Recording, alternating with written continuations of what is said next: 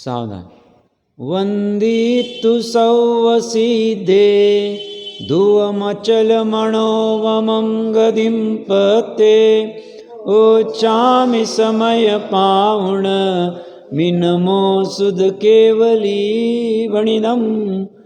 नमः समय साराय स्वानुभूत्या चकासते चित्स्वभावाय भावाय सर्वभावांतरचिदे।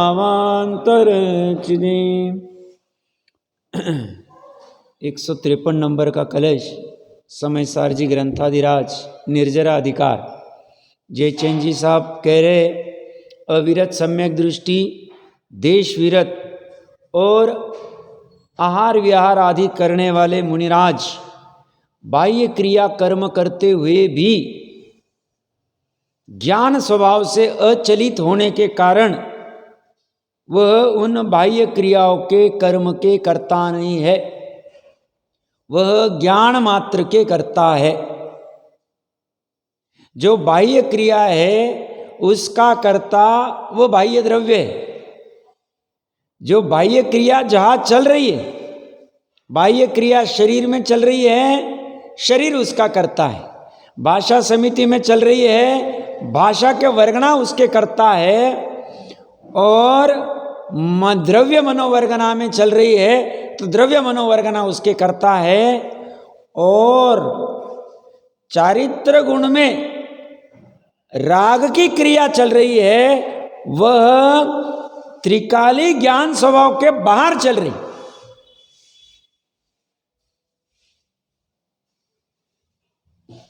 चारित्र गुण का राग जो है वो किसका? जीव का। त्रिकाली किसका? जीव का। ये दोनों जीव के होते हुए भी त्रिकाली स्वभाव में चारित्र गुण का राग नहीं है।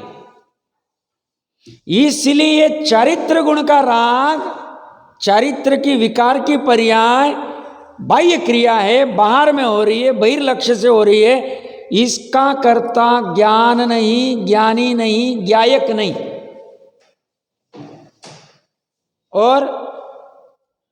और ज्ञान की पर्याय भी इस चारित्र के विकार का कर्ता नहीं।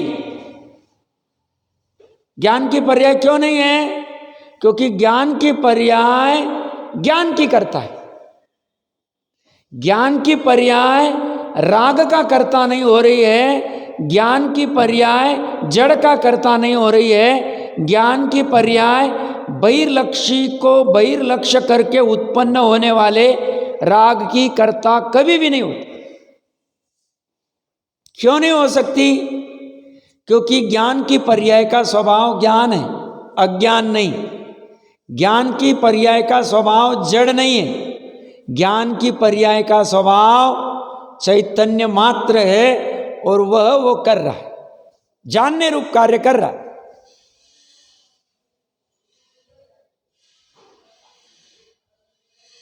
एक साथ चल रहे सब। शरीर की काया की क्रिया जब चल रही है उसी समय भाषा की क्रिया भी चल रही है, उसी समय मन की भी चल रही है। वैसे तो एक समय में एक ही योग होता है, बट पूर्व संस्कारवश ऐसा भाषित होता है तीनों एक साथ चल रहे। यह होते हुए भी साथ में राग की क्रिया भी उसी समय हो रही है, और उसी समय में ज्ञान की क्रिया भी हो रही है और ध्रुव की क्रिया भी हो रही। यह एक साथ होते हुए भी ध्रुव की क्रिया का ध्रुव करता, ज्ञान की क्रिया का ज्ञान करता, राग की क्रिया का राग करता। ध्रुव की क्रिया, ज्ञान की क्रिया और राग की क्रिया एक ही द्रव्य में हो रही।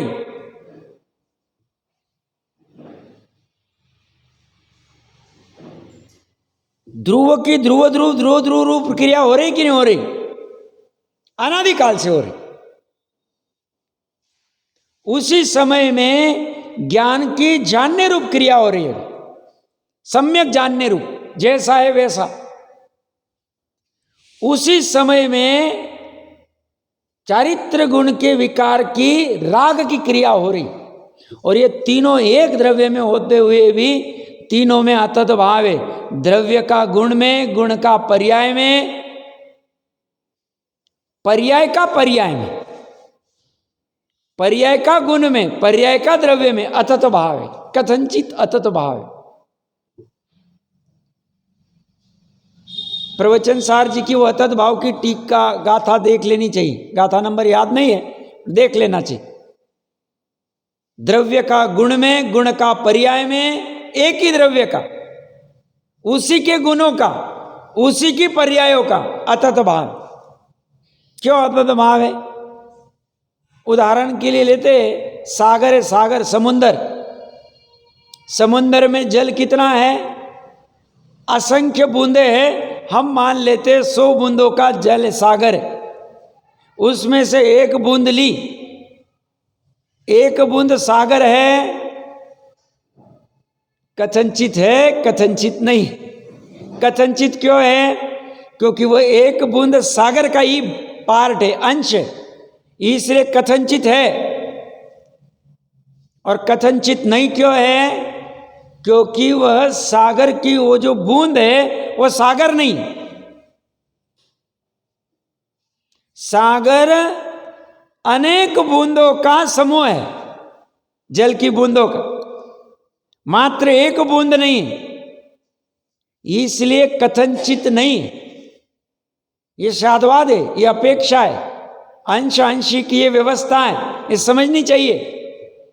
तो पकड़ में आएगी चर्चा क्या चल रही। तो क्या कह रहे हैं?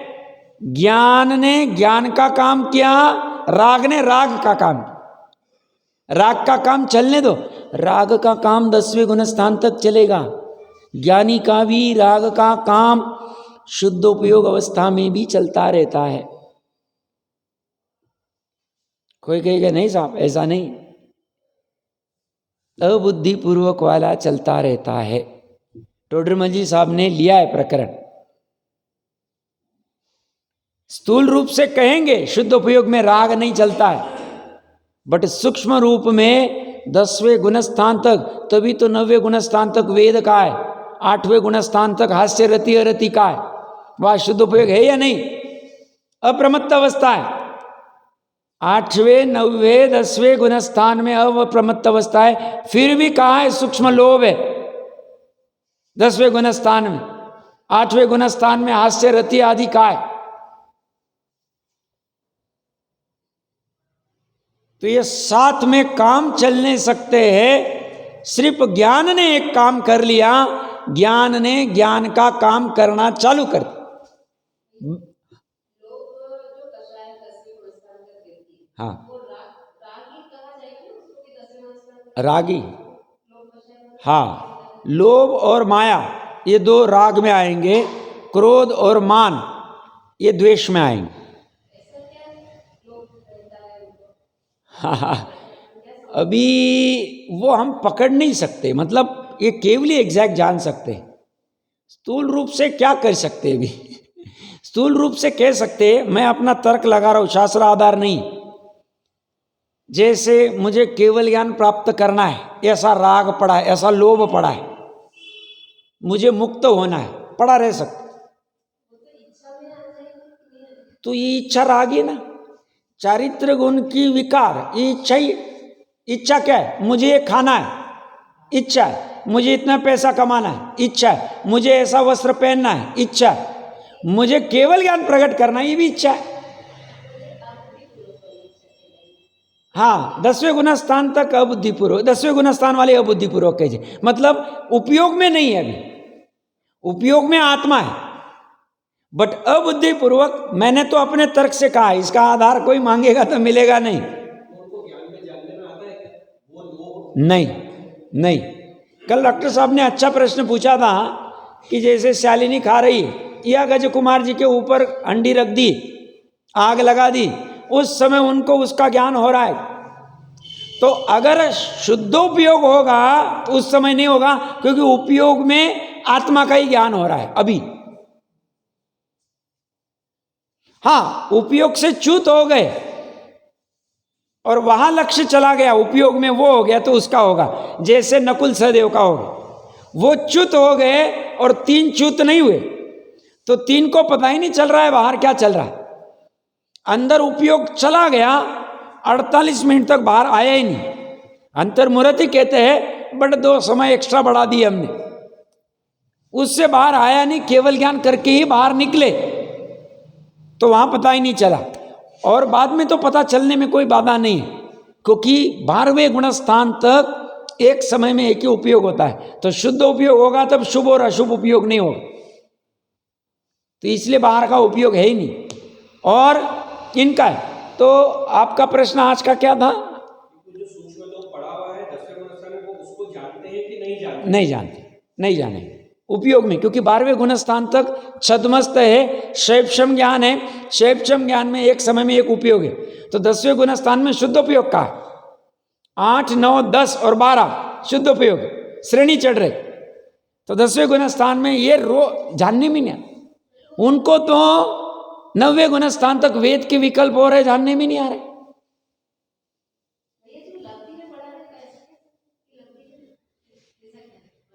नहीं, अच्छा लब्धि में जानने में आ रहा है क्या? कह सकते, स्थूल रूप से कह सकते, मुझे एग्जैक्ट समझना पड़ेगा, क्योंकि जैसे अभी 12 अंग का ज्ञान है श्रुत केवली को, अब उपयोग में तो पर्टिकुलर कोई विषय चल रहा है, जिसका भी विषय चल रहा है उसका ज्ञान है उपयोग में, भले ही 14 पूर्व के ज्ञानी हो, 12 अंग के ज्ञानी हो, बाकी का लब्धि में पड़ा है। ऐसे ये लब्धि में पड़ा रहने में बाधा नहीं है, बट वो पकड़ में आना जरूरी है, क्योंकि ये सूक्ष्म रूप में, जैसे अभी 13वें गुण स्थान में शुदा का उदय का है, बाहर में दिख नहीं रही, वो तो केवली पकड़ रहे। अब छद्मस्त उसको पकड़ सकता है क्या? नहीं पकड़ नहीं सकते। तो आहार संज्ञा नहीं है, बट शुदा का उदय है। अब शुदा का उदय जीव को कह रहे, क्यों? कर्म का उदय तो है ही, असाता कर्म का, पर जीव को शुदा परिचय हो रहा है। जीव के कौन से गुण को, कौन सी पर्याय को हो रहा है, कैसे हो रहा है, केवली का विषय, उसमें वो वैसा रहे। तो यहां पे ये कह रहे हैं, अपने प्रकरण पे आते 435 नंबर पेज, भावार्थ में हम 5वीं लाइन 4थी लाइन देख रहे थे, उनमें से अविरत सम्यक दृष्टि, देश विरत सम्यक दृष्टि और आहार विहार करते हुए मुनियों के बाह्य क्रिया कर्म होते हैं, तथापि ज्ञान स्वभाव से अचलित होने के कारण निश्चय से वे बाह्य क्रिया कर्म के कर्ता नहीं है, ज्ञान के ही करता है।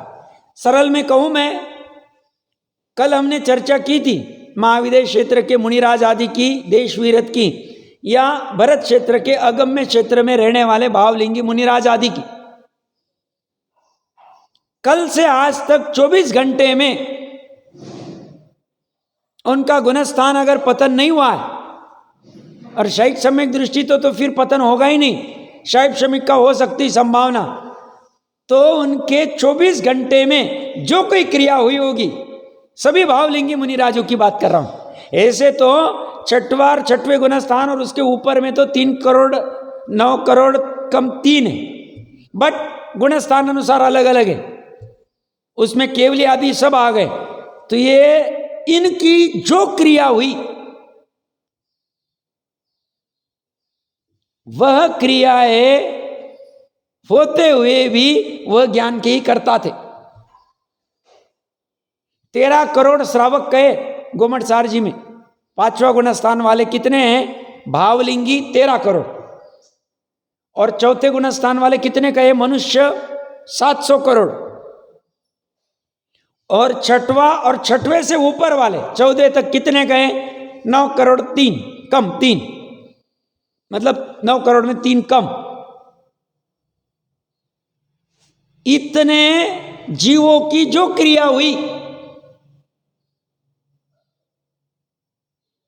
बाह्य में, उनके वो करता नहीं, उनका ज्ञान उसका करता नहीं, ज्ञान की पर्याय, और श्रद्धा की पर्याय उसका करता नहीं।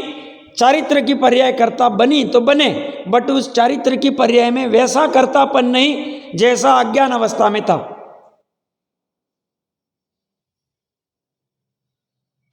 और वह ज्ञान के ही करता है, क्योंकि ज्ञान ज्ञान का ही करता है, या ज्ञान के करता है मतलब जानने मात्र के करता है। और ज्ञान स्वभाव से अचलित होते हुए मतलब अपने त्रिकाली स्वभाव में से चलित नहीं हुए, इसी में अपना सार्थकता है ऐसा जान रहे हो। श्रद्धा वहां से अचलित रही और ज्ञान जानने का काम करता रहा, इसकी वजह से बाह्य क्रिया का कर्म उन्होंने किया ही नहीं। फिर इसमें सभी ले लो, ये जो रिद्धिधारी मुनिराज होते, ये जो परिहार विशुद्धि वाले जो मुनिराज होते 6वें 7वें गुणस्थान में, जो 30 साल तक घर में रहते, 8 साल वो प्राप्त करके, और वह हर रोज 2 कोस का गमन करते, ऐसे भी मुनिराज होंगे वहां पे। कल से आज तक उन्होंने 2 कोस का गमन किया, बस 2 कोस के गमन के वो करता थे ही नहीं, हुए नहीं।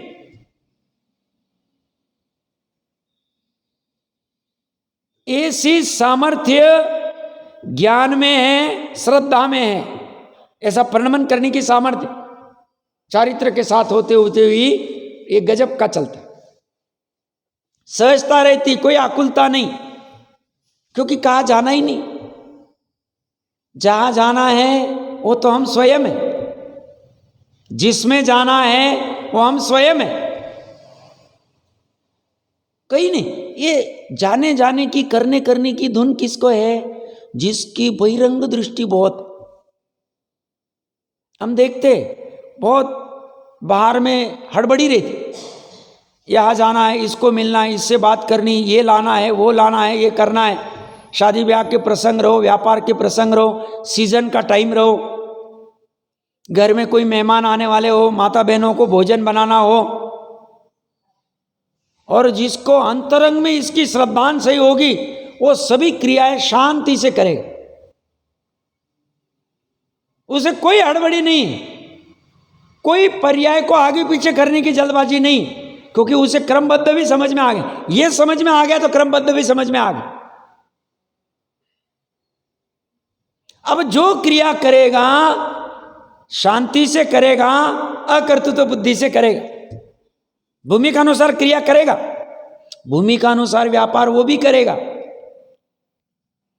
भूमिका अनुसार घर में रसोई आदि बनाने के कार्य वो भी करेंगे। सब करते हुए भी सहजता रहेगी, कोई जल्दबाजी नहीं, नहीं अभी ये मेहमान आ जाएंगे, नहीं हमें 10 बजे भोजन करना है, नहीं हमें ऐसा करना है, प्रेशर लेके कभी नहीं करेगा, क्योंकि वो जानता है मेरे को जाना कहाँ है,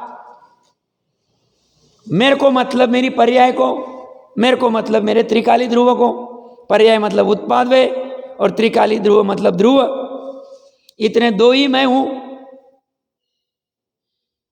पर्याय को आज तक अनादिकाल से बाहर बाहर में जाना था, पैसे कमाने थे, बड़ा बनना था, घर बनना था, बहुत सारी डिग्रियां लेनी थी, और कुछ करना था, दान व्रत शील तप करना था, इसलिए भाग रहा है।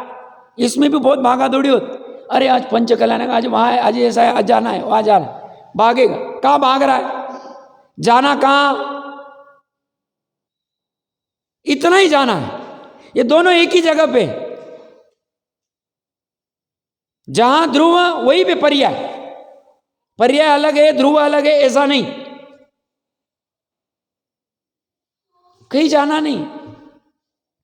भूमिका अनुसार वो भी जाएंगे, ज्ञानी भी इंद्रध्वज विधान करेंगे ना, टोडरमल जी करेंगे, रायमल जी पत्रिका लिखेंगे, बट वह करते हुए भी वैसी हड़कंप मची नहीं है, वैसा भय नहीं है, वैसी आकुलता नहीं है, वैसी जल्दबाजी नहीं है जैसे अज्ञान अवस्था की होती, क्योंकि उन्हें पता है जहां जाना है वो मैं ही हूं, जिसे जाना है वो मैं ही हूं, पर्याय में ये मैं, ये दोनों को बस मिलान करना है, इतना मात्र धर्म है।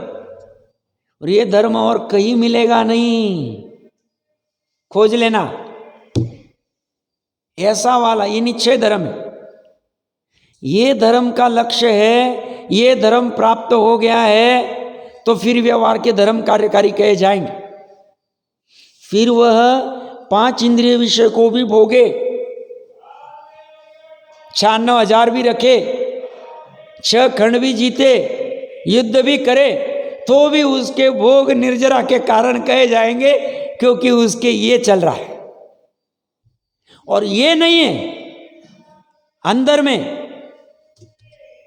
बाहर में वो कितना भी नग्नत्व आदि 28 मूलगुण ले लेवे, 11 प्रतिमा पालन करे, न्याय नीति सदाचार से रखे, कार्यकारी नहीं।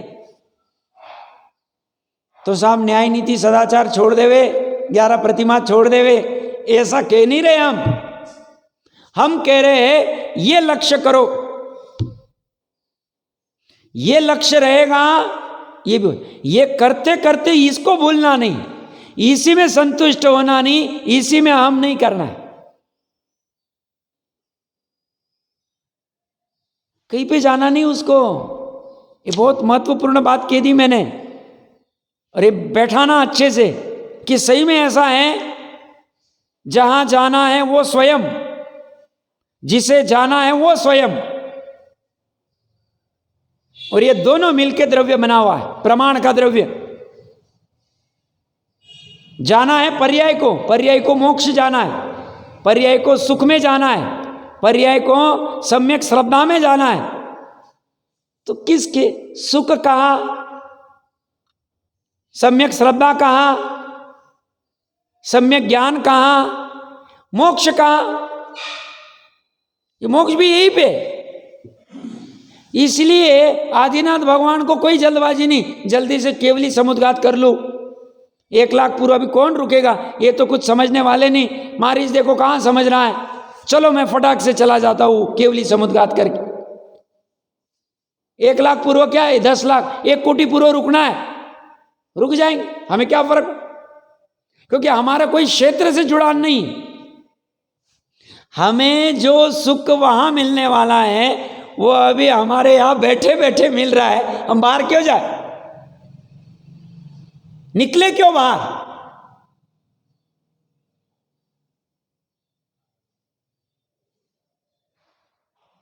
और धन से सुख मिलता है कि नहीं मिलता है इसका भी निर्णय करता है। धन से सुख मिलता है, कितना मिलता है, और परमानेंट है क्या, और क्वालिटी कैसी उसकी।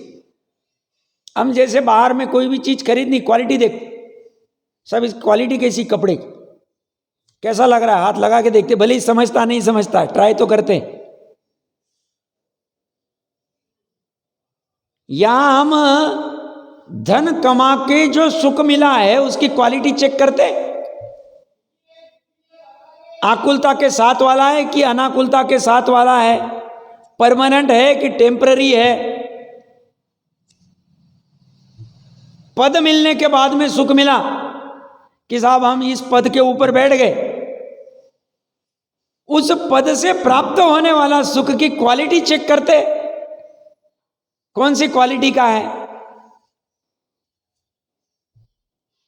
क्वालिटी कैसे चेक करे साहब, अरे चेक करनी पड़ेगी ना, पता चलेगा। ज्ञान अगर सोचेगा कि मैं इस पद पे 2 साल से बैठा हूं, मेरा पेट कितना भरा उस पद से, वो सुख परमानेंट है क्या?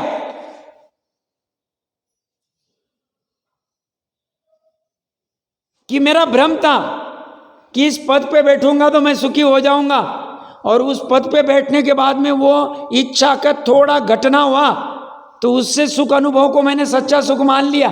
मेरी गड़बड़ कहां हो गई, समझ में गड़बड़ होगी। और इनको इसका कुछ भी कंफ्यूजन नहीं होता है, इसलिए ज्ञान के ही करता है। अंतरंग मिथ्यात्व के अभाव से अंदर में इनके मिथ्यात्व का अभाव हो गया। कैसा? उदय अभावी क्षय, क्योंकि निचले गुण स्थान में जरूरी नहीं शायिक सम्यक दर्शन वहां होगा, औपशमिक शायिक वाले का भी उतने काल तक उदय अभाव, उदय का अभाव हो गया। तो अंतरंग में मतलब जीव में मिथ्यात्व की पर्याय नहीं हो रही है। मिथ्यात्व की पर्याय किसकी?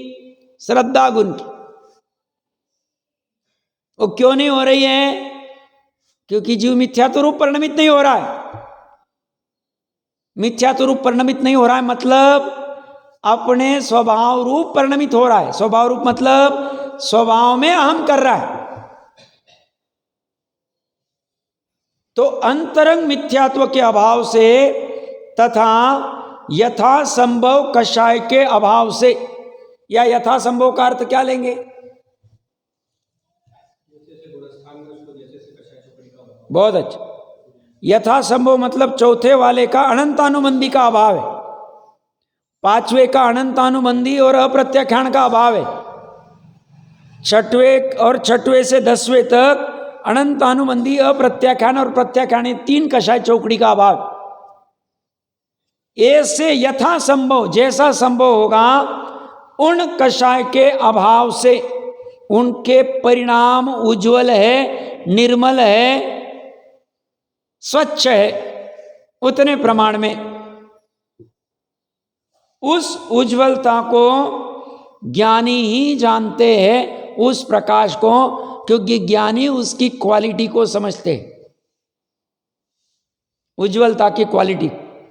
मिथ्या दृष्टि उस उज्ज्वलता को नहीं जानते क्योंकि उनकी दृष्टि बहिर्मुख है, उनकी दृष्टि अंतर्मुख नहीं हुई है, उनकी दृष्टि में स्वभाव पकड़ में नहीं आया, उनकी दृष्टि में स्वभाव की प्रतीति नहीं है, अहम नहीं,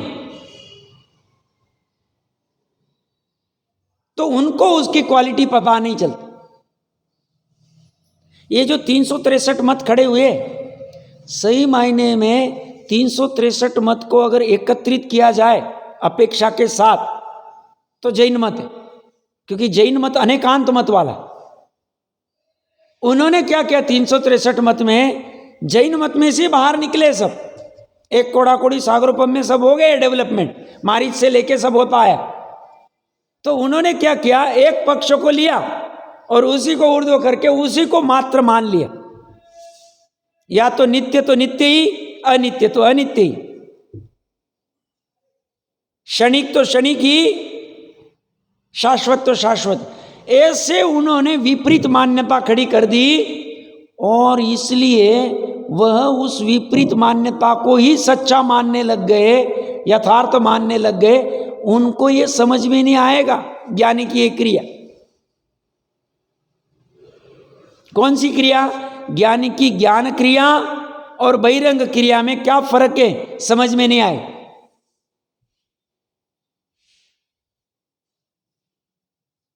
मिथ्या दृष्टि बहिरात्मा है, जिसका लक्ष्य बाहर में जाता है, स्वभाव में जाता नहीं है।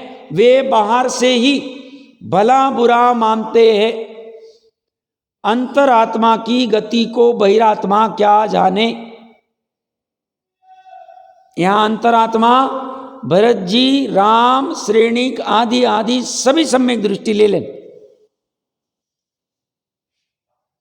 इनकी गति को बहिरात्मा क्या जाने, मतलब वह जान नहीं सकता। क्यों?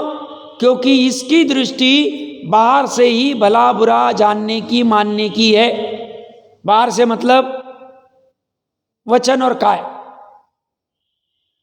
और इसीलिए ये इतना महत्वपूर्ण कलश है।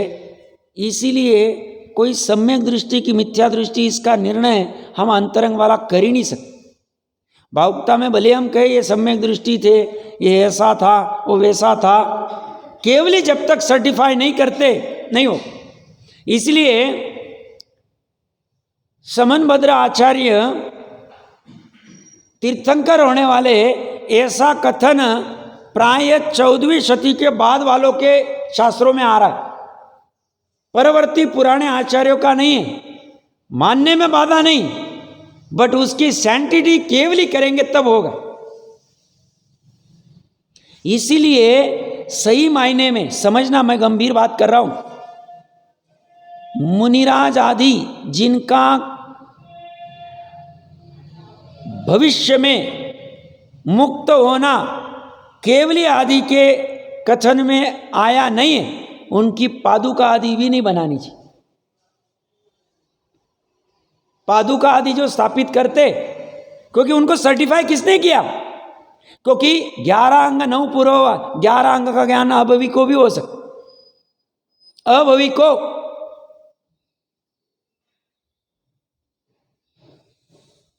हम सर्टिफाई नहीं कर सकते।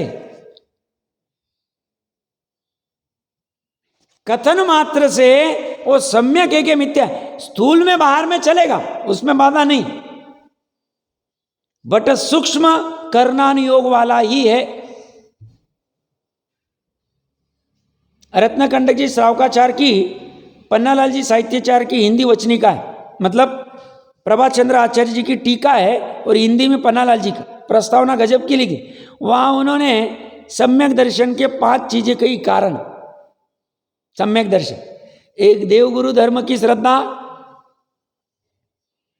एक है तत्वार्थ का श्रद्धान, सम्यक दर्शन है 7 तत्वों का, एक है आपापर का श्रद्धान, एक पर से भिन्न स्व का श्रद्धान, और एक कहा करनानुयोग वाला मिथ्यात्व की 3 प्रकृतियां और अनंतानुबंधी की 4, इनका उपशम शैवशम या क्षय के निमित्त में इन कर्मों के जो भाव जीव के प्रकट हुए उसे सम्यक दर्शन का। उन्होंने कहा इन 5 में से 5वां वाला ही सत्यार्थ है। ये 4 स्थूल है, ये 4 होने के बावजूद भी अंदर में अगर इन 7 प्रकृति का उपशम शैवशम क्षय नहीं है सम्यक दृष्टि।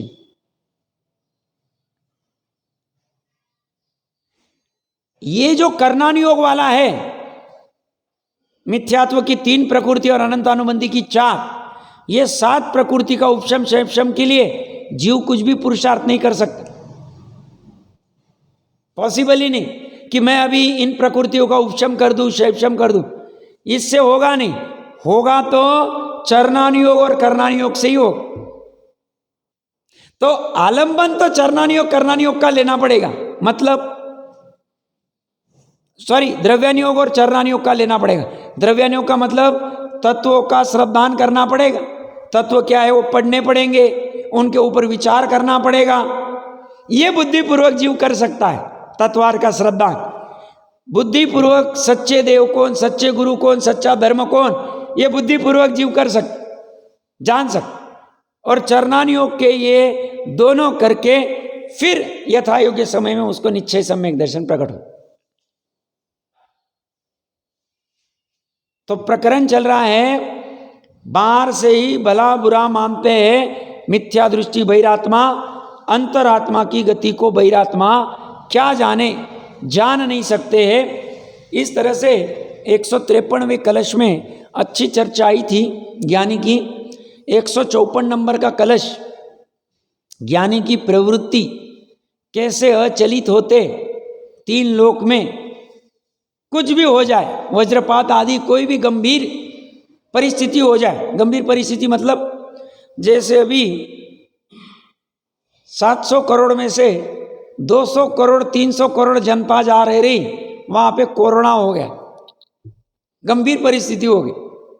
कितना? लगभग 6 महीना साल भर तो मिनिमम था, फिर कम ज़्यादा चलता रहा, फिर तो अभी तो कुछ भी नहीं लगता है साहब, चलो जो होना है, मरना ही कभी ना कभी जाएंगे, अभी चलो जो करना है। क्यों? कषाय सहन नहीं हो रही, अभी भोग लो, जब भी मरना है, अभी ऐसी तो मरना ही 20 साल बाद, क्या अभी तो वो तो अभी कुछ रहा नहीं।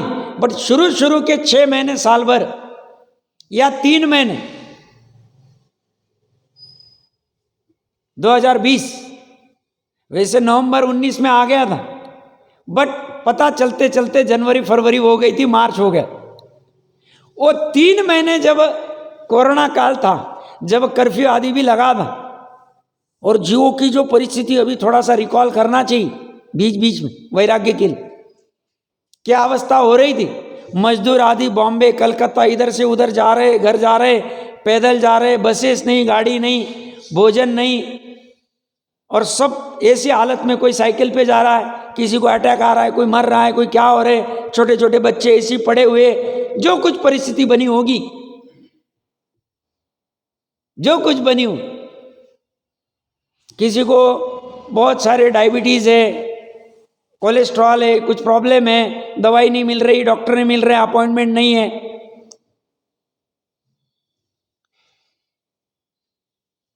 क्रिटिकल हो गई सिचुएशन, कोरोना नहीं, कुछ सडनली ऑर्गन आदि काम करना बंद कर गए, हॉस्पिटल में ट्रीटमेंट ही मिल नहीं रही, डॉक्टर ही अवेलेबल नहीं, वो रिस्क नहीं ले रहे, वो पूछ रहे तो वो आ खड़ा है, यहाँ खड़ा है, यहां से ट्रीटमेंट कर रहे, वो चेक ही नहीं कर रहे, हाथ ही नहीं लगा रहे, साहब मैं तो परेशान हूं, अंदर से आकुलता और साथ में अज्ञान, मैं आत्मा हूं ऐसा ज्ञान नहीं, मैं अमर तत्व हूं ऐसा ज्ञान नहीं, ऐसा श्रद्धान नहीं, अब उसकी हालत कैसे हो सकती?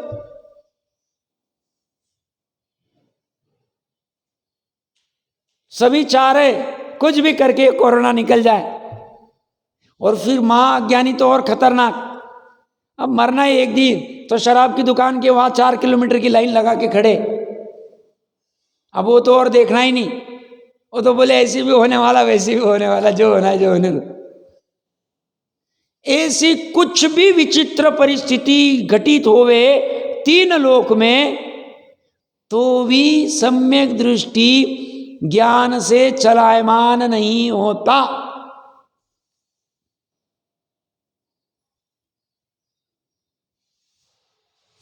कैसे नहीं हो? निर्दयी हो, पत्थर है, पत्थर नहीं है वो ज्ञानी, चैतन्य आत्मा ही है, बट उसने जान लिया है वस्तु व्यवस्था को, वस्तु व्यवस्था का श्रद्धान हो गया है, इसलिए श्रद्धा ऐसा जोर नहीं कर रही कि ऐसी परिस्थिति में मैं कुछ करूं और ये परिस्थिति ठीक कर दूं,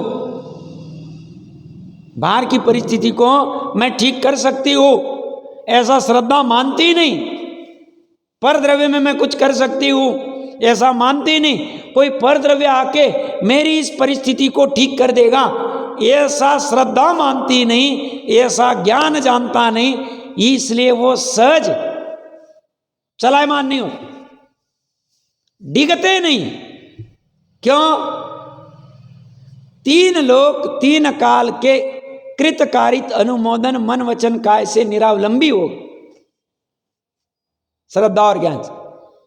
कैसे किया? ये ज्ञान को ऊर्ध्व रखा, ज्ञान को भी कौन सा, विद्वत्ता वाले नहीं, पांडित्य वाले नहीं, सम्यक ज्ञान को ऊर्ध्व रखा, और वो मात्र तमाशगीर होता है, दुनिया भले ही उसे कहे, क्या कहे, कितना निर्दय, देखो उनके सामने ये चल रहा है प्रसंग, कुछ नहीं कर रहे, उनको कुछ लग भी नहीं रहा है। देखो मुनिराज, वो है ना गाता, नागदत्त या कोई मुनिराज थे, माता और बहन वहां से सेना के साथ जा रहे थे, दर्शन किए, मुनिराज ने कहा नहीं यहां से मत जाओ, या आगे डाकू है, यहां से चले जाओ, कुछ नहीं कहा। कैसे निर्दयी, अपने मां के प्रति भी नहीं, जिन्होंने जन्म दिया, जननी, जिनके बलबूते पे अभी यहां खड़े, उनको कुछ कह नहीं रहे। अज्ञानी क्या कहेगा? प्रथमान युग में तो ऐसा ही आता है, मां तो अज्ञानी रहेगी, मां बोलेंगी ऐसा कैसा बेटा है मेरा, ये नहीं होता तो चलता था।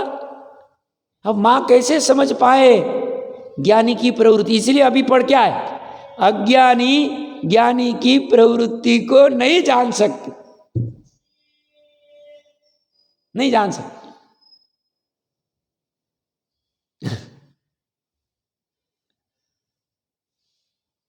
और देखो वो डाकू, खूंखार डाकू, वो जान गया उस प्रवृत्ति को और उसने शस्त्र डाल दी। मां जान नहीं रही और डाकू जान रहा है, ये फर्क। दूसरी तरफ जंबू स्वामी अरे कैसा निर्दयी है, ये 4 देवांगना के समान पत्नियां इतना उसको कह रही है, करेंगे हम, घर में ही रह के करो आप, ज्ञान ध्यान क्या इतनी जल्दबाजी है, यहाँ पे भी 5 इंद्रिय के विषय भी भोगो और आत्मा आराधना भी करो। मां कह रही है अरे कुछ तो भी समझाओ इसे। किसको? वो तो भी नागदत्त मुनिराज 6वें 7वें वाले, ये तो 4थे वाला है जम्बू स्वामी जी। कौन? अंतिम श्रुत केवली। कौन से? अनुबद्ध वाले, ऐसे तो बाद में हुए। कौन है वो? कामदेव थे? कामदेव नहीं थे, ठीक। वह और उनके इसमें वो चोर 500 चोरों को लेके आ गए, जितने भी होंगे। वो बदल जाता है, वो बोलता है मैं भी इस मार्ग में जाऊंगा। राजा का लड़का था, इस मार्ग में लग गया। जो समझ सकते वो समझ सकते, जो नहीं समझ सकते वो नहीं समझ। इसलिए 153वां कलश। इसीलिए तो आत्मानुशासन यहां कहीं पे आता है कि अज्ञानी को कोई ज्ञानी बना नहीं सकता है और ज्ञानी को कोई अज्ञानी नहीं बना सकता। अज्ञानी की प्रवृत्ति अज्ञान रूपी चलेगी, ज्ञानी की ज्ञान रूपी चलेगी। गजब की चर्चा है। एक बार कलश का पाठ करते, सम्यक दृष्टयैव सासमिदं कर्तु क्षमन्ते परम यद जेपी पतत्यमी भय चलत्रैलोक्य मुक्ताध्वनि सर्वामेव निसर्ग निर्भयतया शंका विहाय स्वयं जानन्तं स्वमय शम बोधाच्चगन्ते नहीं। अब इसी अर्थ का समर्थक और आगामी गाथा का सूचक काव्य कहते हैं। आगे अभी निशंकित आदि 8 गुणों की चर्चा चलेगी। समय सार जी में इन 8 गुणों की, ये व्यवहार सम्यक दर्शन के अंग है, बट इनकी गजब की चर्चा आई है। यह गुणों की चर्चा का सूचक ये कलश है। आज तो मात्र सरसरी नजर से श्लोकार्थ पढ़ते, इसमें एक गजब की बात आई है, पकड़ने का प्रयास करना और कल बताने का प्रयास करना, क्या अटपटी चीज आई है। देखिए एक बार पढ़ते, यत भय चलत त्रैलोक्य मुक्त अध्वनि वज्रे पतति अपि। जिसके भय से चलायमान होते हुए, खलबलाते हुए तीनों लोग अपने मार्ग को छोड़ देते हैं, ऐसा वज्रपात होने पर भी अमी ये सम्यक दृष्टि जीव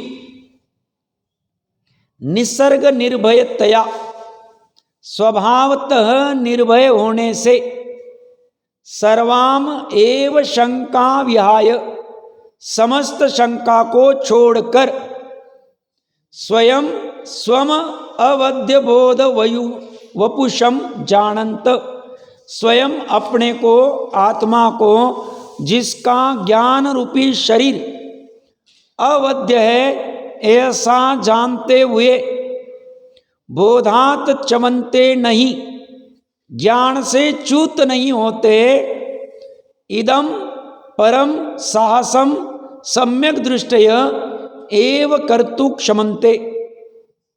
ऐसा परम साहस करने के लिए मात्र सम्यक दृष्टि ही समर्थ है। सम्यक दृष्टि के साहस की चर्चा है। वज्रपात जैसी सिचुएशन है उसमें भी करते नहीं है। एक अटपटी चीज यहाँ पे है। और भावार्थ में जयचंद जी साहब ने एक और गजब की चीज कही है, थोड़ा पढ़ के आना और कल प्रयास करना। ओम नमः।